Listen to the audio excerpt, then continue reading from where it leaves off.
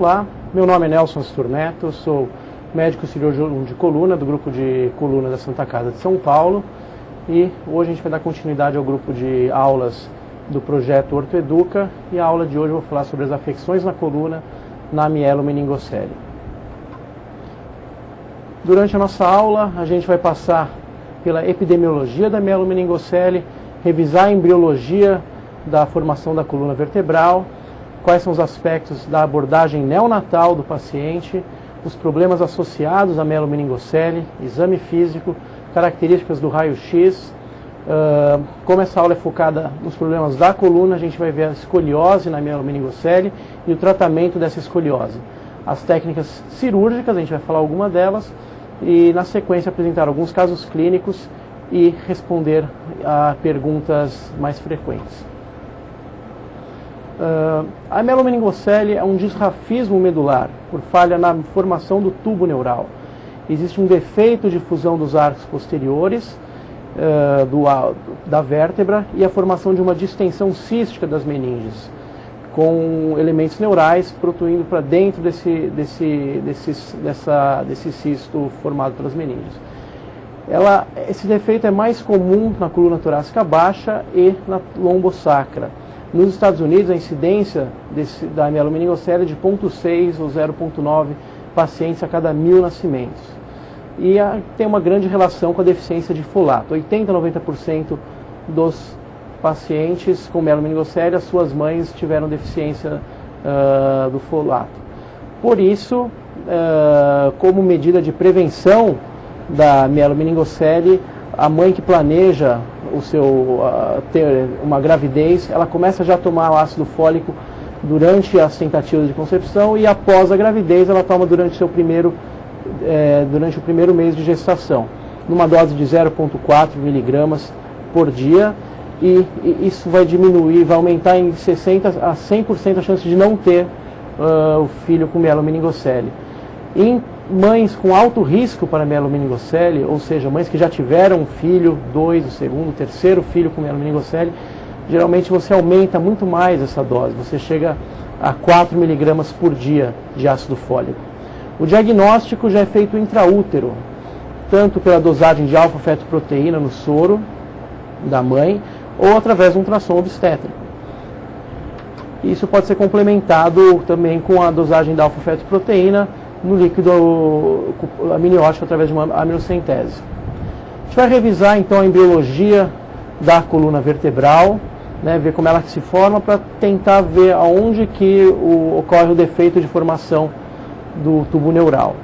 Então a coluna ela começa a se formar por volta do 18º, 17º dia.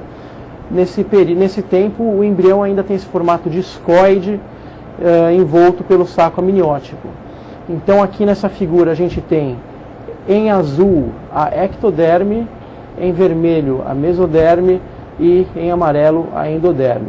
A mesoderme vai ter uma estrutura cilíndrica no centro, que é a notocorda, que a gente consegue ver aqui na figura, que vai induzir as células da ectoderme que estão superior a ela a se diferenciar na neuroectoderme e formar a placa neural. É uma região que vai ficar um pouco mais grossa.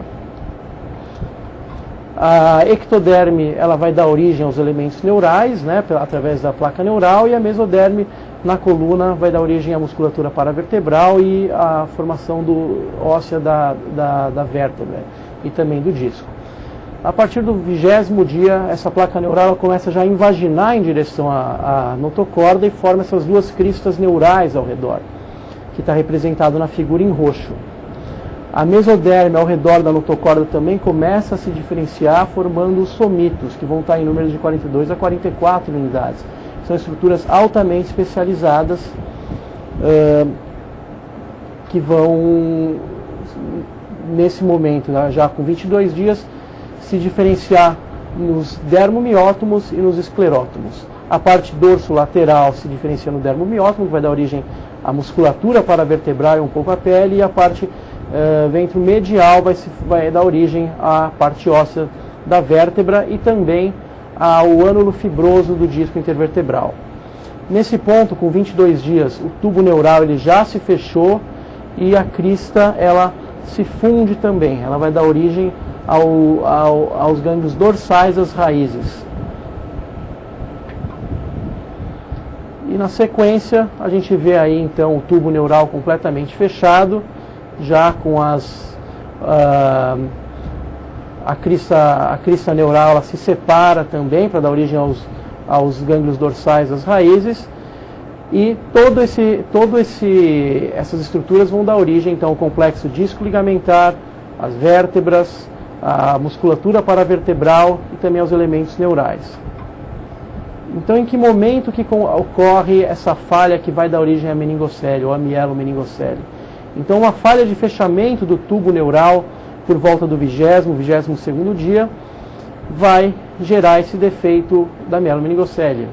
O arco vertebral posterior ele não vai se fechar. E esse momento está bastante relacionado com a deficiência do folato na gestação, como eu já comentei um pouco atrás, né? Outra coisa que pode acontecer, além da falha do fechamento, é a falha da disjunção do tubo neural com a ectoderme, que também vai causar o problema da mielomeningocele ou às vezes só uma meningocele, né? A gente vê então aqui no desenho do embrião já com 28 dias, vai haver uma continuidade cutânea da pele e dos elementos neurais, as meninges, né? E o tecido mesenquimal, que formaria os elementos posteriores, eles vão ficar lateralizados. A gente vê aí na figura as vértebras, a terceira vértebra, a gente consegue ver o arco posterior não formado, a vértebra totalmente aberta, com o canal vertebral também exposto, e a musculatura toda lateralizada nesse ponto. Então, esse é o aspecto neonatal da criança. Ela vai nascer então com uma tumoração na linha média, um tecido avermelhado, cruento, que basicamente é formado por uma continuidade da pele e das meninges, da dura aracnoide. E o aspecto que vai ter dentro dessa tumoração, dessa formação cística, vai caracterizar a mielomeningocele ou a meningocele, ou também uma espinha bífida oculta, que na verdade você nem vai conseguir ver, não vai ter essa formação tumoral, né? Então a gente vê nessa figura à esquerda a coluna normal, logo depois a espinha bífida oculta, que é uma falha de formação apenas óssea, né? Não há malformação dos elementos neurais, então esse é um paciente assintomático. É bem frequente, é um achado bem frequente nos exames de raio-x da coluna lombar, e que não dá problemas neurológicos, né? Cerca de 10% da população tem esse problema. Logo na sequência a gente vê a meningocele, em que há a formação desse cisto, porém sem protusão dos elementos neurais. E em último, na direita, a mielomeningocele, que é o problema mais de pior prognóstico, é o problema que vai dar déficit neurológico, que todos os elementos neurais, seja a medula ou as raízes, eles vão protuir para dentro desse saco formado pelas meninges. Além da mielomeningocele, também existe a raquiesquise, que é também uma malformação que todos os elementos neurais estão expostos, não há cobertura de nenhuma camada, né? Esse é um corte axial, né, na altura do defeito, em que a gente vê então o corpo vertebral, os processos transversos, o canal vertebral totalmente aberto, exposto, não a formação do arco posterior vertebral, e a gente vê também aqui a musculatura paravertebral lateralizada, a formação de um cisto pelas meninges, pela aracnoide, pela dura, e aqui a continuidade com a pele. A gente vê os elementos neurais aqui todos expostos, seja parte da medula, seja as raízes. E o que fazer quando identificado esse problema, né? Teoricamente você já sabe que essa criança tem mielomeningocele, porque você já fez o diagnóstico intraútero. A correção precoce cirúrgica desse defeito, ela é muito importante, né? Hoje se advoga fazer o fechamento cirúrgico em até 48 horas para estabilizar o déficit neurológico e prevenir infecção, né? A grande taxa de mortalidade nas crianças com mielomeningocele precoce vinha decorrente da infecção por meningite, que aumentava a taxa de mortalidade. O fechamento da camada tem que ser feito, da defeita tem que ser feito camada por camada. geralmente um neurocirurgião que vai fazer esse procedimento, e a cobertura final da pele pode ser feita por um cirurgião plástico quando você precisa avançar retalho para cobrir o defeito. Você vai resultar numa cicatriz bem distrófica, com muita aderência, com bastante fibrose. Problemas associados. Além da mielomeningocele, essa criança vai apresentar outros problemas que são bastante frequentes também. O primeiro deles é a hidrocefalia, que acomete a grande maioria dos pacientes. 80% a 90% dos pacientes com mielomeningocele vão apresentar hidrocefalia. Ela vai iniciar logo após o fechamento da meningocele. Você fecha a meningocele, diminui o espaço disponível para o líquor, vai aumentar a pressão intracraniana, vai ocorrer uma dilatação dos ventrículos por um excesso de líquor e, na sequência, a hidrocefalia. Os defeitos mais altos na coluna aumentam a incidência de hidrocefalia, ou seja, mielomeningoceles torácicas têm maior incidência de hidrocefalia do que aquelas lombares baixas ou sacral. O tratamento tem que ser precoce para prevenir a atrofia do cérebro e melhorar o prognóstico de inteligência do paciente, para que ele tenha uma inteligência normal. O tratamento da hidrocefalia vai ser a drenagem desse líquor, geralmente com um shunt, uma derivação ventrículo-peritoneal. Outra malformação bastante comum, está presente em quase todos os pacientes, é a malformação de Arnold-Chiari, que é um deslocamento caudal do cerebelo, de todas as estruturas intracranianas, através do forame magno, né, que são divididos em vários tipos, de acordo com a gravidade, e o mais comum na mielomeningocele, a grande maioria vai ter o tipo 2, que é o deslocamento do bulbo no canal cervical pelo forame magno. Esse paciente, ele não necessariamente vai apresentar sintomas logo cedo, né? Ele pode apresentar sintomas mais na infância, às vezes até na adolescência, sintomas neurológicos, déficits neurológicos como disfunção de pares cranianos, fraqueza, paralisia de cordas vocais, dificuldade em chorar, respirar. Já na infância vai ter sintomas de nistagmo, estridor, dificuldade em engolir, espasticidade também. Porém, geralmente, o mesmo shunt que você usou para tratar a hidrocefalia vai resolver esses problemas. Quando não passa, quando os sintomas permanecem, aí sim a descompressão cirúrgica posterior é necessária. Você vai basicamente descomprimir o forame magno, né, fazendo uma ressecção de parte do occipício, assim como, se necessário, ressecar fragmentos do arco posterior de C1 ou C2 para descomprimir essa região. Outro problema associado frequente é a síndrome da medula presa, né, que também está presente na maioria dos pacientes, porém 20 a 30% tem sintomas. O que é a medula presa? Basicamente, a medula, pela malformação ou pela cirurgia de liberação, ela vai se aderir aos elementos posteriores, vai aderir à pele, à fibrose, à cicatriz, à liberação, e não vai ascender. A gente consegue ver à esquerda a coluna com aspecto normal, em que o cone medular, a medula, ela ascende até a altura de L1, que é esperado, e na medula presa ela acaba ficando presa aqui na figura, por exemplo, em L3. Quando isso acontece e gera sintomas, você vai ver um paciente com déficit motor, com piora na função motora dele, espasticidade, pacientes com menos de 6 anos que apresentam escoliose, a gente tem que suspeitar da medula presa, porque ela é um fator que inicia uma escoliose precoce. Em pacientes mais velhos, a dor lombar com uma hiperlordose nos faz pensar em síndrome da medula presa também, assim como piora na função urinária do paciente, né? Na presença de sintomas que não estão melhorando, indicação de tratamento cirúrgico com liberação da medula, né? A liberação vai evitar a piora, mas dificilmente as funções perdidas retornam. Ela pode estabilizar uma escoliose, né, diminuir a taxa de progressão e também melhorar uma possível espasticidade. Outros problemas associados também, bastante comuns, é a hipersensibilidade ao látex né? Trabalhos mostram já variação de 3,8% até 38% de incidência de hipersensibilidade ao látex, mas em geral todo médico, cirurgião de coluna que tem um paciente com meningocele admite que ele tem hipersensibilidade ao látex. Por isso que toda cirurgia é feita numa sala livre de látex, livre de látex nas luvas, na máscara cirúrgica, no material de intubação, respirador, né? Não só no cirurgião, em toda a sala cirúrgica. Disfunção urinária também é bastante frequente, está presente na maioria dos pacientes, e outras malformações também estão presentes, como a diacematomelia e a hidrossiringomielia. Classificação da mielomeningocele, ela vai estar baseada no nível da lesão e vai ser determinada pelo exame físico de força motora e de sensibilidade.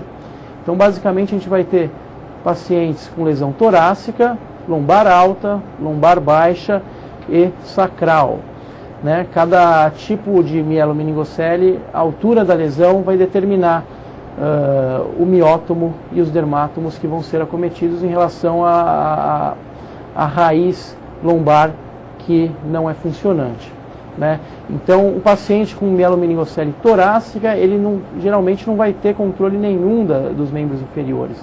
É um paciente que ele vai ser sentador. Pacientes com mielomeningocele lombar alta, ele vai ter grau variável de flexão do quadril e adução do quadril, né? Raízes L1, L2, e também um grau variável de extensão de L3. Já o paciente com mielomeningocele lombar baixa, ele vai apresentar certo grau de flexão do joelho e função do tibial anterior, um pouco de dorsiflexão do tornozelo, assim como alguma função do extensor longo do hálux, que seria a raiz de L5. Pacientes com mielomeningocele sacral são aqueles com melhor prognóstico. Ele geralmente é um paciente deambulador independente que vai apresentar alguma disfunção na musculatura intrínseca do pé e um pouco de fraqueza dos fibulares. Ou seja, quanto mais alta a lesão, pior o prognóstico de deambulação e independência do paciente. Pacientes com mielomeningocele torácica geralmente ficam restritos à cadeira de roda. E os pacientes com lesão sacral, eles deambulam, são independentes, no máximo às vezes precisam de alguma órtese para membro inferior. Avaliação física do paciente. O paciente que aparece no seu consultório já com diagnóstico de mielomeningocele, geralmente ele já tem esse diagnóstico feito, que já foi feita uma série de procedimentos com ele neonatais, então o diagnóstico já está feito, ele já chega no seu consultório falando que tem mielomeningocele. Esse é um paciente que não adianta só olhar exame, não adianta olhar raio-x, olhar ressonância, você tem que ver um paciente como um todo. É um paciente que, quando for passar no ambulatório, ele vai se consultar com diversas especialidades. Ele vai passar com urologista, com neurocirurgião, neurologia, ortopedia, fisiatria, fisioterapia, enfim, ele recebe um tratamento multidisciplinar. E a história tem que ser completa, história de cirurgia prévia, colocação de shunt, se o shunt está funcionando, se a derivação está funcionando, história prévia de alergia ao látex, disfunções urinárias, infecções urinárias de repetição, a capacidade mental do paciente, se ele tem algum atraso de inteligência, o quanto que ele é independente, se ele deambula sozinho, se ele precisa de fisioterapia, se ele precisa de alguma órtese para deambular, né? Se ele consegue sentar bem, se ele tem um equilíbrio ao sentar, se ele tem lesões de pele, né? Principalmente na região da falha, onde a pele vai estar mais sensível devido a uma cicatriz prévia do fechamento. E examinar também as deformidades de coluna, que é o foco da nossa aula. Estando presente uma escoliose, uma deformidade da coluna, você vai examinar essa deformidade em relação à sua flexibilidade, seu grau de flexibilidade. Né? Se esse paciente tem dor lombar, que vai te acender a luz, para fazer você lembrar de síndrome de medula presa, né? O exame neurológico completo para definir a altura da lesão, e se esse exame está mudando, se está tendo espasticidade, se está tendo uma piora da função, que também nos faz pensar em síndrome de medula presa, o Arnold-Chiari também. E também é muito importante avaliar se esse paciente tem obliquidade pélvica, se essa obliquidade pélvica está atrapalhando esse paciente a sentar, se ele está acomodado na cadeira quando é um sentador, né? E também contraturas do quadril, que também pode influenciar a formação de uma escoliose, né? Ou seja, é um paciente que não vai ser só do ortopedista, ele vai ser atendido geralmente em ambulatórios multidisciplinares. Definindo, feito toda a avaliação física, exame neurológico, você vai definir se o paciente, a lesão do paciente. Então essa figura ela mostra basicamente o grau de independência funcional de cada paciente. Então o torácico alto, a gente vê o desenho só até a cintura, ele não tem nenhuma função abaixo aí da cintura. O torácico baixo ele pode ter alguma coisa nos quadris, flexão de quadril, mas geralmente bem pouco. O lombar alto, a gente vê o desenho até a coxa, até o joelho, então ele tem um pouco de flexão, algum grau variável de flexão do quadril, adução e extensão do joelho. O lombar baixo, a gente já vê o paciente em pé com órteses que o ajudam a deambular, então é um paciente que tem uma independência funcional um pouco maior. E por fim, o nível sacral, que geralmente é um deambulador comunitário. Ele, em geral, não precisa de nenhuma órtese.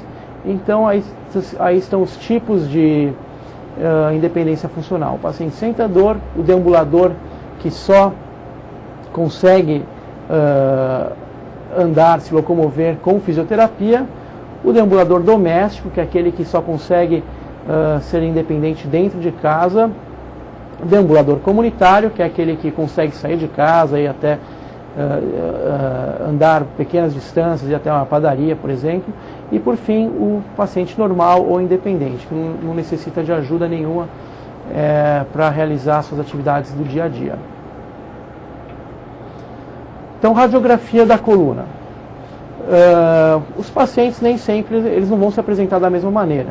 Você vai ver pacientes que chegam em pé, chegam andando, pacientes que chegam sentados. O importante é realizar uma radiografia em ortostatismo, em que você deixa a gravidade exercer as suas forças na coluna para ver se essa coluna desaba. A radiografia deitada ela pode enganar uma coluna que é pior, e quando você tira a força da gravidade, essa coluna vai aparecer com uma curva um pouco melhor. Pensando em cirurgia, você também faz as radiografias em tração e inclinação para ver o grau de flexibilidade dessa coluna.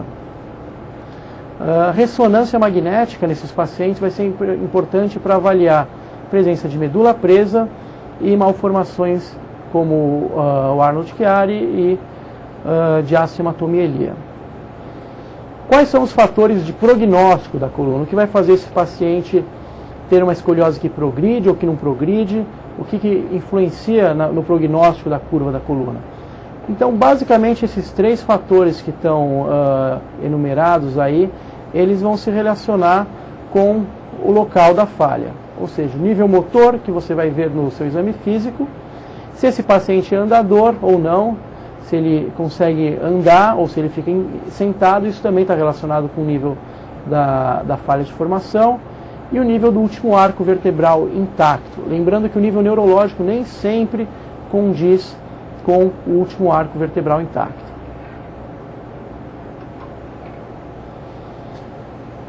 E quais são os objetivos do tratamento da coluna? O objetivo é fornecer para o paciente uma coluna equilibrada e estável, né? Uma coluna que dê suporte ao tronco e previna a formação de deformidades secundárias, né? Principalmente no eixo sagital. A gente consegue ver aqui na figura um paciente com uma hipercifose, com uma cifose lombar, que é a maior dificuldade de tratamento na mielomeningocele. A gente vai falar sobre isso mais para frente. E a gente consegue ver que é um paciente que tem um desvio do seu eixo axial, uma anteriorização do eixo axial. Então, para ele se sustentar, ele precisa apoiar as mãos na coxa, e esse tórax ele vai começar a formar o que a gente chama de tórax ou peito em barril, que ele fica anteriorizado, ele começa a desabar e comprimir o abdômen. além de aumentar também a restrição pulmonar do paciente. Então, na presença desse tipo de deformidade, o tratamento tem que ser precoce, porque a cifose lombar ela tem uma progressão muito rápida e gera uma série de comorbidades. Então, esse paciente recebe um tratamento precoce, visando a restauração do equilíbrio sagital. Qual que é o padrão da curva escoliótica nos pacientes com mielomeningocele? Então, são curvas frequentemente progressivas, associado ou não a uma hiperlordose ou uma hipercifose. A incidência de escoliose nos pacientes com mielomeningocele ela aumenta quanto maior a idade e a disfunção neurológica do paciente. Então, basicamente, a gente vai ter uma escoliose, pensando na deformidade coronal, uma escoliose que pode ser congênita, é a minoria dos casos, 15 a 20% dos casos é congênita. Por ser uma falha de formação da vértebra, você pode ter outras vértebras com falha de formação que vão mimetizar uma escoliose congênita, associado à mielomeningocele. Agora, a grande maioria das curvas elas vão ser aquelas curvas adquiridas ou paralíticas, que segue o padrão da escoliose neuromuscular com um C, uma curva tóraco-lombar, com um C longo, associado a uma obliquidade pélvica. Também existem as escolioses combinadas, que também são minorias. A cifose, no plano sagital, a cifose também ela pode ser congênita ou adquirida. As cifoses congênitas são é o maior desafio no tratamento das deformidades da coluna vertebral no paciente com mielomeningocele. Por quê? Porque elas aparecem muito precocemente, elas têm um desenvolvimento muito rápido, como a gente vê aí nessa foto, uma cifose lombar já num paciente com uma imaturidade esquelética, um paciente que não vai ter mais de 2 anos de idade, que vai progredir muito rápido e gerar resultados desastrosos.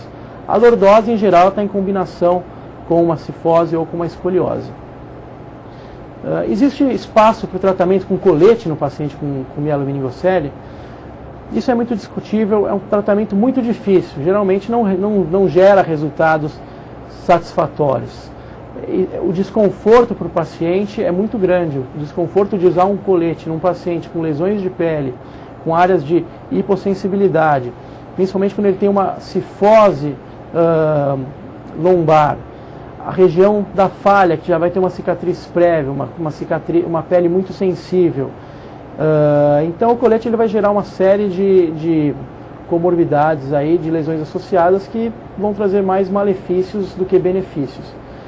Se você pensa em usar um colete para dar sustentação ao paciente, é melhor fazer uma cadeira de rodas adaptada, uma cadeira de rodas personalizada para aquele paciente, que vai oferecer apoio e conforto ao tórax até o momento da cirurgia definitiva.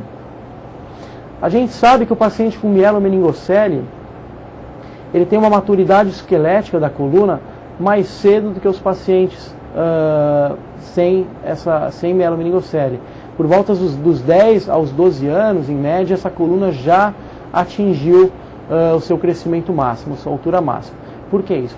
Porque esses pacientes eles têm deficiência do hormônio do crescimento, deficiência do GH. E sempre lembrar que contraturas do quadril geralmente podem criar escoliose e devem ser operadas, liberadas antes de se operar a coluna. Então, existe indicação absoluta para o tratamento cirúrgico?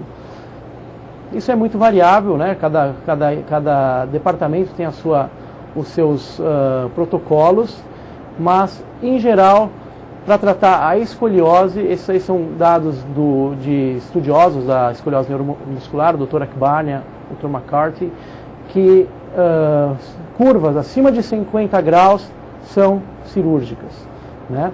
Então, você vai guiar o seu tratamento dependendo da idade do paciente. Então, pacientes com curvas acima de 50 graus, com menos de 8 anos, pacientes mais jovens, que estão tendo, teoricamente, uma escoliose de início precoce, você vai, quando possível, usar sistemas que preservam o crescimento da coluna torácica, sistemas growing, que não vão fazer uma ortodese definitiva e vai dar a chance desse paciente ter uma maturidade pulmonar melhor. Pacientes mais velhos, com mais de 8 anos de idade já podem ser submetidos a uma artrodese definitiva. Em relação à cifose, a correção ela tem que ser precoce, correção por volta dos 5 anos de idade, mas na verdade você vai avaliar a deformidade e em muitos casos você tem que atuar até um pouco mais cedo, né? Avaliar o grau de deformidade e a velocidade de progressão dessa cifose. E sempre que for operar a cifose, tentar preservar o crescimento torácico também. Quando indicada a cirurgia, tem alguns fatores que a gente tem que ter em mente no paciente com mielomeningocele, né? Primeiro, admitir que todos os pacientes têm uma hipersensibilidade ao látex. Não são todos os hospitais no Brasil, são uma grande minoria de hospitais que podem realmente oferecer uma sala livre de látex, né? Não são só as luvas livres de látex, são a máscara de ventilação do paciente, o tubo para intubação, sensores de eletrocardiograma, não só as luvas, todos os aparelhos, os instrumentos de toda a equipe cirúrgica tem que ser livre de látex. Quando disponível banco de tecido ósseo, também é interessante nesses pacientes para aumentar o seu poder de artrodese e diminuir a sua chance de pseudoartrose. Se disponível também um cell saver, porque esses pacientes eles sangram bastante, você vai fazer uma exposição cirúrgica através de uma cicatriz prévia que está densa, que está aderida, que vai sangrar. Então a exposição cirúrgica ela vai ser lenta, você sabe que você está fazendo uma via posterior numa área que não tem elementos vertebrais ósseos posteriores, então você abre devagar porque você vai estar de frente com a dura, né? O osso encontrado no paciente com mielomeningocele vai ser um osso de qualidade inferior para a fixação, ele não vai ter uma qualidade óssea muito boa, então essa instrumentação posterior, principalmente na região da falha, pode ser difícil. Com os novos materiais disponíveis, principalmente os parafusos pediculares, a gente consegue, em muitos casos, instrumentar a região da falha através de um acesso posterior. Mas isso vai variar de acordo com a anatomia de cada paciente, por isso é sempre importante uma tomografia pré-operatória. Então, diante do paciente com mielomeningocele que foi indicada a cirurgia, você tem uma série de opções cirúrgicas, uma série de vias de acesso. Você pode tentar abordar o paciente por uma via anterior, via posterior, ou combinar a via anterior com a via posterior. Lembrando que quando você combina as duas vias, você vai aumentar a superfície disponível para artrodese e já foi comprovado que isso diminui a chance de pseudoartrose. Via posterior, em geral, você consegue instrumentar os níveis que não têm malformação, né, a região torácica em geral. Lembrando que o paciente com mielomeningocele tem pedículos muito mal formados, muito displásicos, que dificultam a introdução de um parafuso pedicular. E na falha, na região da falha vertebral, às vezes você não consegue instrumentar esses níveis. Mas existem opções, cada caso é um caso, você pode fazer um acesso, amputar o saco dural, rebatê-lo e ter visão direta da parede posterior do corpo vertebral e até instrumentar o corpo vertebral ou dar suporte à sua artrodese com cages intersomáticos também. Via anterior, se você prefere abordar essa área em que você não consegue instrumentar pela via posterior, você pode associar a via anterior colocando parafusos nos corpos vertebrais e comunicando eles, fixando com uma haste do próprio instrumental, associando também a dissectomia e também, se disponível, você pode associar os cages intersomáticos. Quando incluir a pelve? É muito fácil a gente falar em indicações de obliquidade pélvica, falar que obliquidade pélvica acima de 15 graus indica a inclusão da pelve. Mas basicamente você tem que examinar o paciente e ver o status funcional dele. Se ele deambula, se ele é um sentador. Por quê? Porque a inclusão da pelve vai diminuir a capacidade de deambulação do paciente. Vai exigir do paciente mais uma demanda funcional maior para deambular, porque é mais uma articulação que você está artrodesando. Mas, como regra, obliquidades maiores que 15 graus já indicam a inclusão da pelve na sua instrumentação. Mas sempre lembrar de avaliar o status funcional do paciente. Quando for incluir a pelve na sua instrumentação, existe uma série de opções, desde as mais clássicas, como a haste de Galveston, até já os parafusos pélvicos. Cada uma delas vai ter vantagem e desvantagens.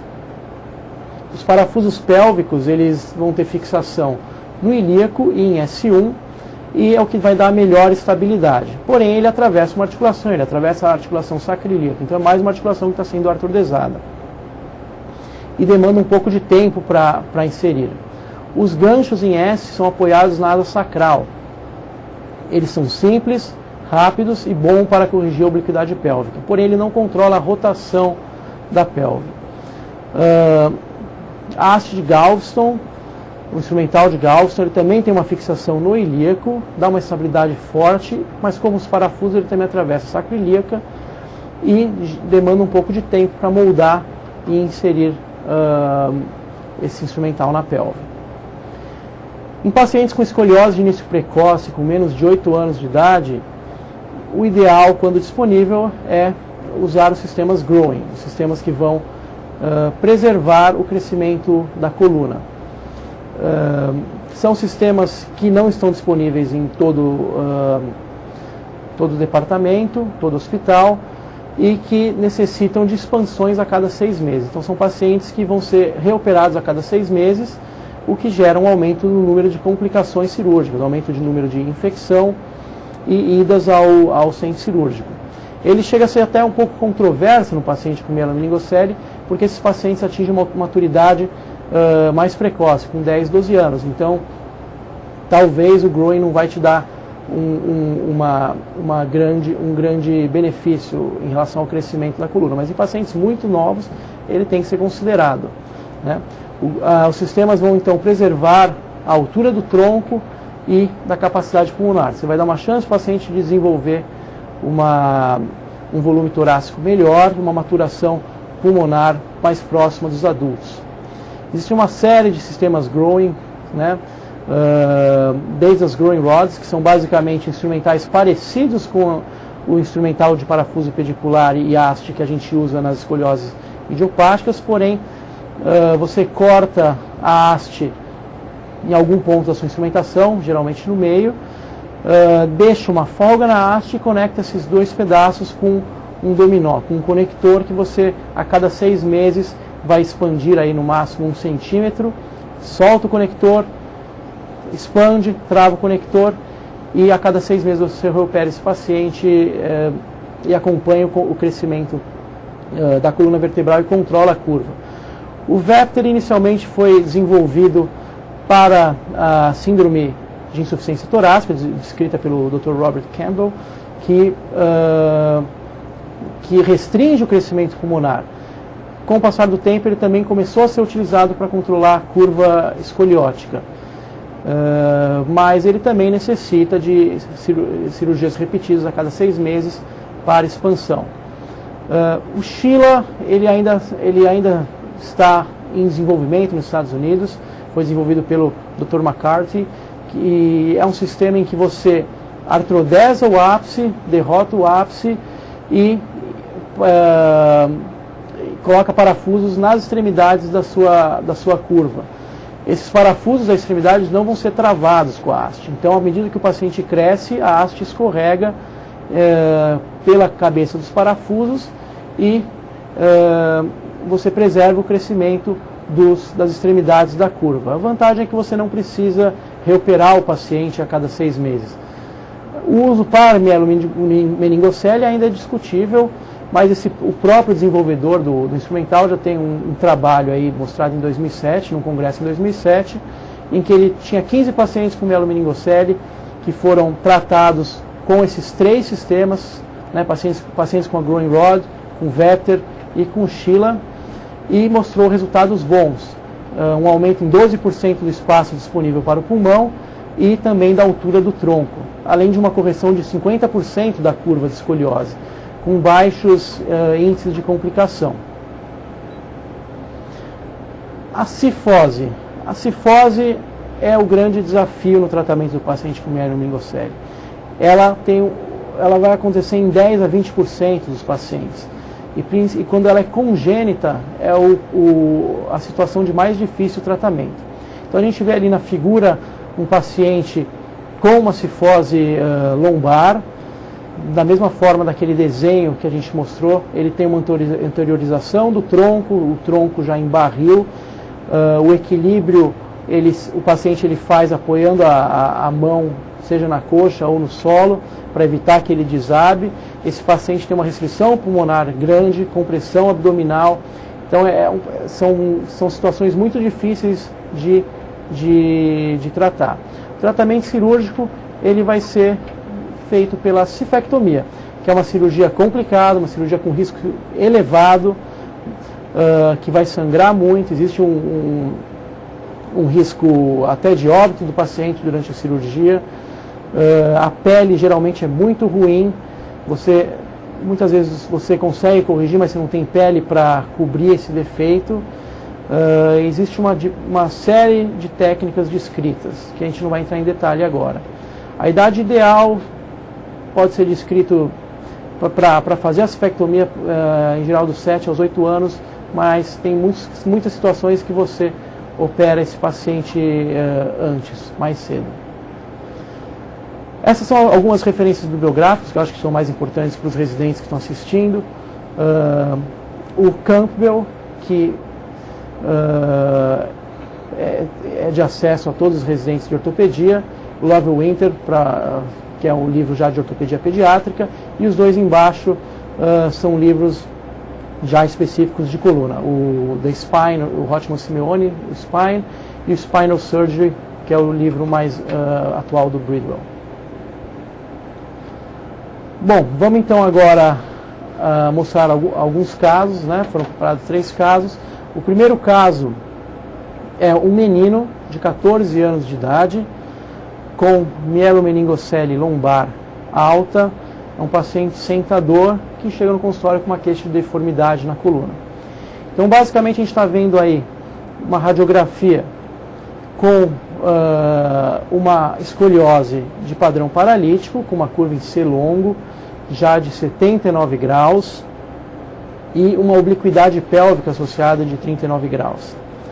Nunca esquecer de olhar a radiografia em perfil para ver se tem alguma cifose associada ou uma hiperlordose. Então a gente está diante de um paciente já com uma maturidade esquelética, um paciente de 14 anos, com uma curva maior que 50 graus, né, já tem 79 graus, e com obliquidade pélvica, maior também que 15 graus.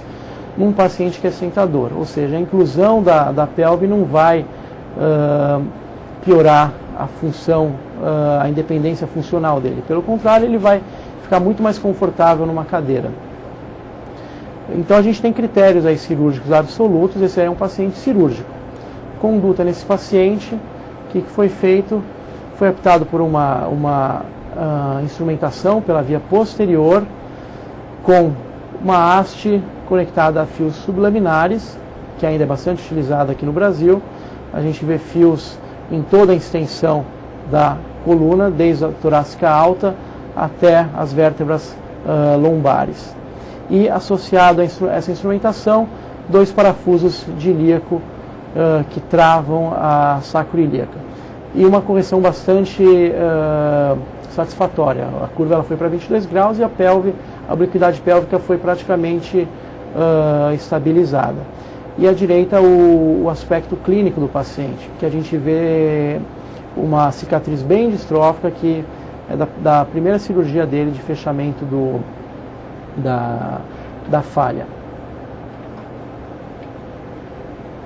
Segundo caso, então, é um menino também com mielomeningocele lombar alta, um menino de 3 anos e 8 meses. É um paciente também que é sentador, que não consegue deambular, ele não tem funções dos miótomos mais baixos, das raízes mais baixas, e apresenta também com uma deformidade na coluna.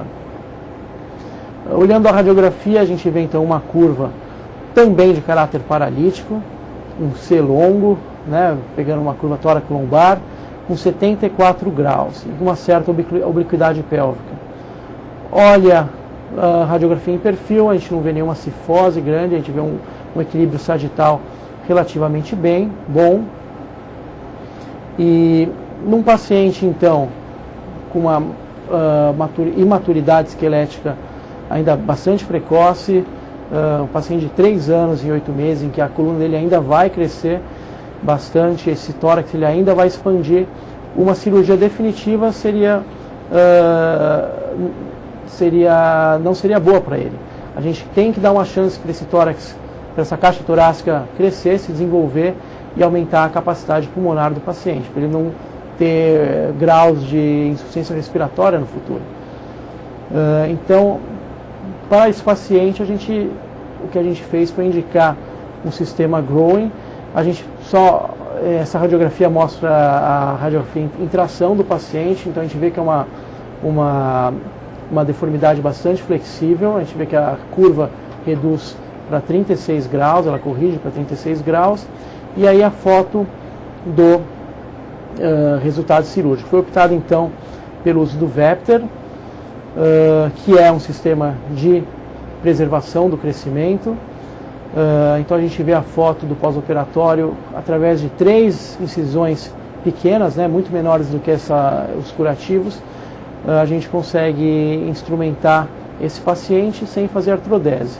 Então, numa cirurgia minimamente invasiva, com pouco sangramento, a gente consegue apoiar os ganchos da costela do Vepter, abraçando a terceira, quarta e quinta costela dos 2 lados e corrigir a obliquidade pélvica com os ganchos da crista ilíaca.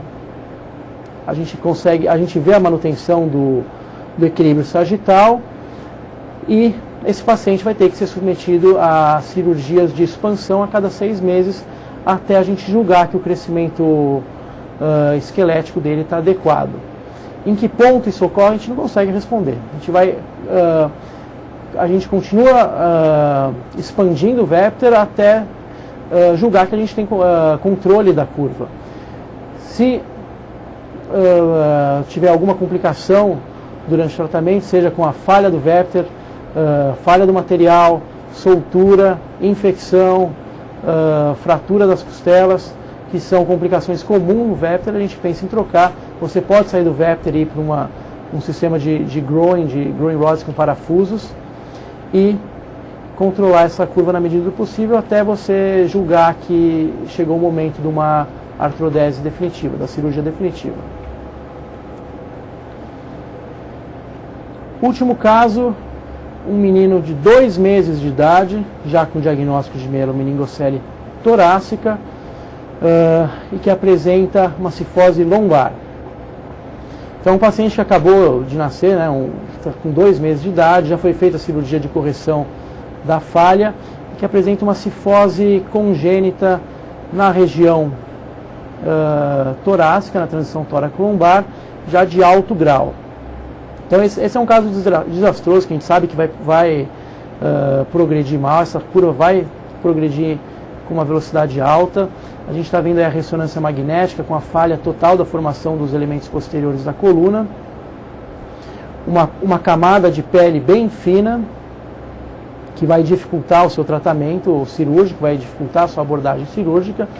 Mas mesmo o paciente tendo 2 meses de idade, você já está autorizado a tomar alguma providência. Talvez você não vai conseguir corrigir toda a cefectomia, você não vai conseguir retirar todos esses corpos vertebrais, que seria uma cirurgia muito agressiva em um paciente de 2 meses. Ainda que você vai ter uma progressão rápida dessa curva, você pode tentar pelo menos minimizar a velocidade de progressão dessa curva. Então, nesse caso, o que foi feito? Uma via posterior, uma vertebrectomia no ápice da curva, né? Então uma espécie de cifectomia, em que você diminuiu, aí a foto da escopia pós-operatória, não sei se consegue ver muito bem, você diminuiu essa curva, essa cifose, e esse paciente você não consegue instrumentar, você não consegue pôr parafuso, você não consegue passar fios, né? Então foi feito 2 pontos ósseos nos corpos vertebrais, né? Quando a gente fez o acesso, a gente já chega direto na parede posterior dos corpos vertebrais, quase não tinha elementos neurais nessa região. Então foi dado 2 pontos ósseos juntando os 2 corpos vertebrais adjacentes à região da vertebrectomia. Diminuiu um pouquinho a deformidade, mas a gente não corrigiu totalmente, mas pelo menos a gente dá algum tempo para essa criança crescer e se desenvolver para provavelmente ser submetida a novas cirurgias. Esse é um vídeo, né, seria mais um caso clínico de uma criança também com mielomeningocele torácica, que mostra o poder de adaptação dessas crianças.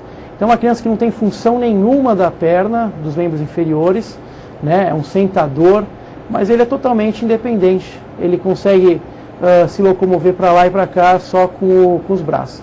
É só para demonstrar a capacidade de adaptação dessas crianças. A gente vê um exame, a gente vê uma ressonância magnética em que a gente prevê um prognóstico muito ruim. A gente acha que aquele paciente vai estar restrito a uma cadeira de roda, mas muitas vezes eles nos surpreendem e mostram toda essa independência funcional. E não dá para ver aí que a gente tem que omitir a identidade do paciente, mas ele está o tempo todo sorrindo. E aí a gente consegue ver ele fazendo flexão de braço também. Né? Acaba sendo a alegria dessas crianças acaba sendo uma lição de vida para nós médicos.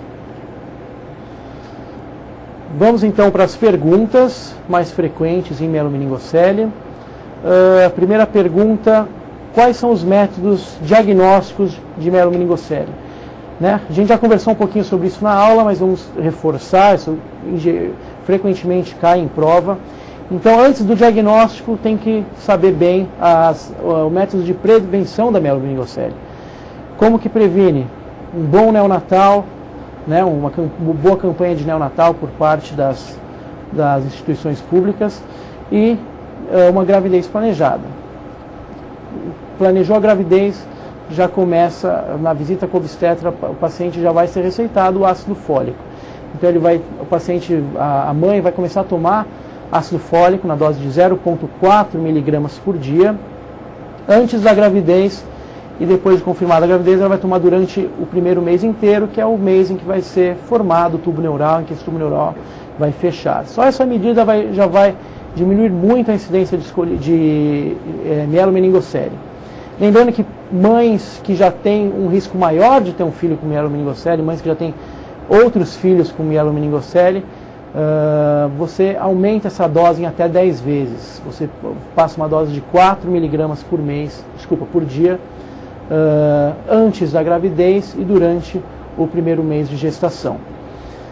Diagnóstico: você primeiramente pode dosar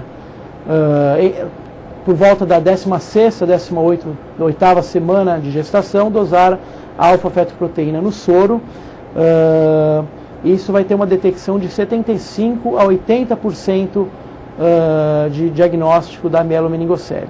Quando essa alfa-fetoproteína no soro está elevada, você pode indicar um ultrassom obstétrico ou uma ressonância rápida que vai identificar o problema. Na aminocentese dessa mãe, né, na colheita do líquido amniótico, você também dosa a alfa-fetoproteína e vai ver que está elevado num possível defeito do tubo neural. Esse diagnóstico precoce é importante porque muitas vezes já está sendo desenvolvida, já está sendo realizada cirurgias intraútero para correção da mielomeningocele e com isso tentar melhorar o prognóstico neurológico e funcional desses pacientes. Segunda pergunta: o que é realmente o protocolo de uma sala livre de látex, uma sala látex free? Então, Todos os profissionais de saúde, o médico, o enfermeiro, o anestesista, o cirurgião, as enfermeiras do andar que vão entrar em contato com esse paciente, tem que usar luvas de preferência de vinil, luvas sem látex. Ou seja, toda equipe tem que ter essa consciência. A máscara de ventilação do anestesista tem que ser de plástico, também não pode ter nenhum derivado do látex. A bolsa reservatório de ventilação do anestesista também tem que ser livre de látex. O torniquete para acesso intravenoso, o manguito de pressão, sensores do eletrocardiograma, o estetoscópio também tem que ser livre de látex. As fitas que você cola no paciente também tem que ser látex free. E esses pacientes também, em geral, recebem uma profilaxia com corticoide e antihistamínico. Essa definição, esse é o protocolo geral de um hospital preparado para receber esse tipo de paciente. Terceira pergunta: como escolher o nível de fusão da artrodese na escoliose em pacientes com mielomeningocele? A programação pré-operatória você vai levar em conta para escolher os níveis, a idade da criança, ou seja, se você consegue poupar a coluna torácica, isso é importante para essa coluna se desenvolver, a localização da curva, o nível de paralisia, o status funcional do paciente, principalmente se ele é capaz de deambular, que vai decidir se você vai incluir a pelve ou não, e a presença ou não de obliquidade pélvica. Geralmente, o seu nível de fusão vai da vértebra neutra a vértebra neutra proximal, a vértebra neutra distal. E a vértebra final da curva tem que estar dentro da zona estável, a zona estável de Arrington. Entre uma fusão longa ou curta, em geral, a fusão longa ela é mais segura.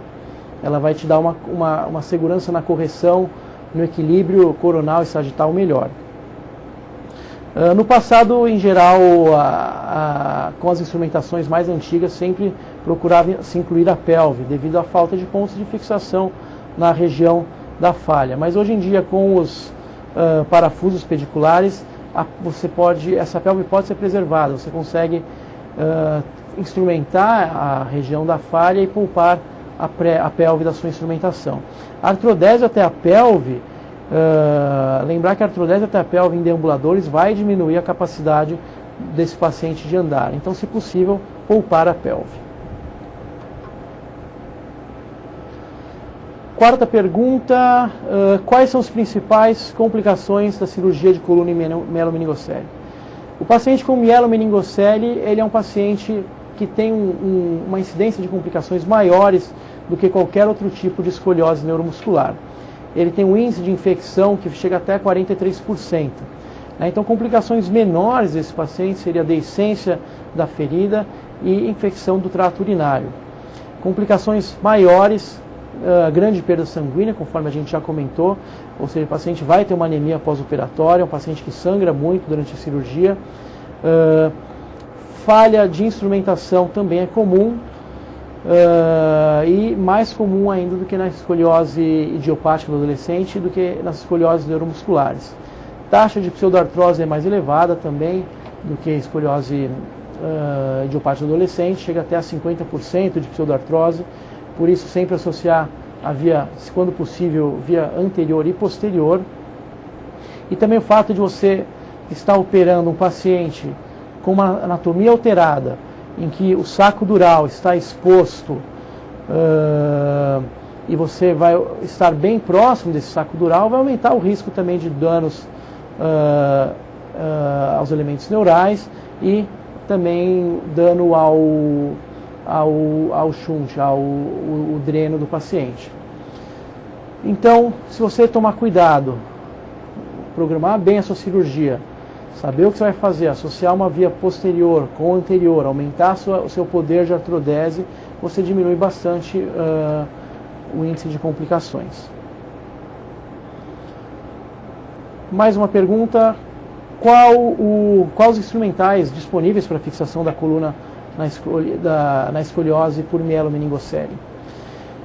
Basicamente, você na sua programação pré-operatória, cada caso vai ser um caso. Você vai ver o que você tem mais facilidade, qual a sua experiência, o que você tem disponível no seu hospital e tentar planejar a sua cirurgia de acordo com aquilo que você tem disponível. Então você pode usar desde os instrumentais mais tradicionais, mais antigos, como os fios de Luque, sejam eles sublaminares, ou usar a técnica de botão para poder artrodesar e fixar a região da malformação. Instrumental de Luke Galveston, que também pega quando você quer incluir a pelve, que ainda são utilizados no Brasil. Os ganchos em S para fixação na asa do sacro. E também o que a gente dá preferência hoje em dia, que são os parafusos pediculares. Lembrando que os pedículos são bastante displásicos. Muitas vezes você pode, quando disponível, usar uma navegação intraoperatória que vai guiar o posicionamento dos seus parafusos. Esses parafusos pediculares, eles podem também ser utilizados numa via anterior, fixando direto nos corpos vertebrais e sendo conectados por uma barra para instrumentar aquela região em que você vai ter dificuldade de instrumentar pela via posterior. Quando disponível, você pode aumentar também o seu poder de artrodese após a dissectomia, utilizando cages intersomáticos, seja eles fixados através de uma via anterior, ou às vezes até por uma via posterior. Quando você não consegue instrumentar aquele segmento, você pode fazer um acesso transforaminal, tipo um TLIF, e introduzir o seu cage intersomático através pela própria via posterior.